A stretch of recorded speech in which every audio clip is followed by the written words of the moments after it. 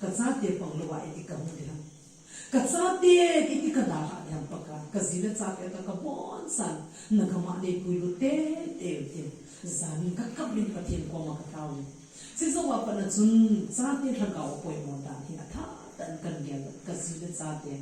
thằng cậu hiện thì là để đi khát để đi về bể thì ấm mua thằng cậu hiện thì là để đi tàu nó cái bằng gì